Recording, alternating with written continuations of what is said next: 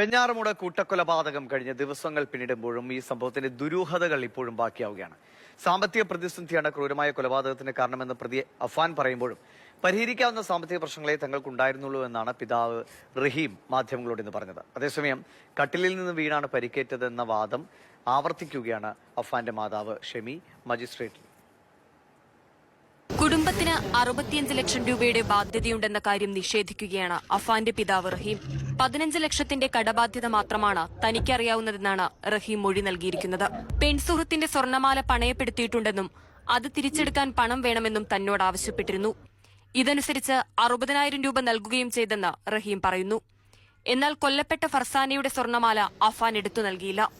സാമ്പത്തിക പ്രശ്നമായിട്ടൊന്നും അങ്ങനെ വലിയ പ്രശ്നങ്ങളൊന്നുമുള്ള കുടുംബമല്ലാതെ ഞങ്ങളത്. സാമ്പത്തിക പ്രശ്നം വലിയ പ്രശ്നമല്ല. പിന്നെന്താണ് സംഭവിച്ചതെന്ന് വെച്ചാൽ അറിയത്തില്ല. അതിനിപ്പം പോലീസിന്റെ നിയമവശം അവരെ തെളിയിക്കാനുള്ളതാണ്. എനിക്ക് അറിയത്തില്ല കുറിച്ച് കൂടുതലൊന്നും. അവനുമായിട്ട് മിക്കവാറൊക്കെ വാട്സപ്പ് വഴി സംസാരിക്കുകയായിരുന്നു. കഴിഞ്ഞ ആഴ്ച സംസാരിച്ചിട്ടുണ്ടായിരുന്നു. തന്റെ തലയ്ക്ക് പരിക്കേറ്റത് കട്ടിലിൽ നിന്ന് വീണാണെന്ന മൊഴി മജിസ്ട്രേറ്റിന് മുന്നിലും അഫാന്റെ മാതാവ് ഷെമി ആവർത്തിക്കുകയാണ്. ബന്ധുക്കളോട് നേരത്തെ ഇക്കാര്യം പറഞ്ഞിരുന്നു. ആക്രമണത്തിന്റെ ആഘാതത്തിൽ ഓർത്തെടുക്കാൻ കഴിയാത്തതാണോ അതോ മകനെ സംരക്ഷിക്കാനുള്ള നീക്കത്തിന്റെ ഭാഗമാണോ മാതാവിന്റെ മൊഴിയെന്ന കാര്യത്തിൽ വ്യക്തതയില്ല. അഫാന്റെ മാതാവ് ഷെമി നടത്തിയ ചിട്ടി റഹീമിന്റെ സഹോദരൻ ലത്തീഫിന് കിട്ടിയെങ്കിലും പണം കൈമാറിയിരുന്നില്ല. ഇതേ ചൊല്ലി അഫാനും ലത്തീഫുമായി വഴക്കുണ്ടായിരുന്നു. ഈ വൈരാഗ്യമാണ് ലത്തീഫിന്റെ കൊലയിലേക്ക് നയിച്ചത്. എന്നാൽ ലത്തീഫിന്റെ ഭാര്യയെ കൊലപ്പെടുത്താൻ ഉദ്ദേശമുണ്ടായിരുന്നില്ല. ലത്തീഫിന്റെ തലക്കടിച്ചപ്പോൾ നിലവിളിച്ചെത്തി ബഹളം വെച്ചതുകൊണ്ടാണ് സാജിദ ബീഗത്തെ ആക്രമിച്ചതെന്നാണ് അഫാൻ പോലീസിനോട് പറഞ്ഞത്.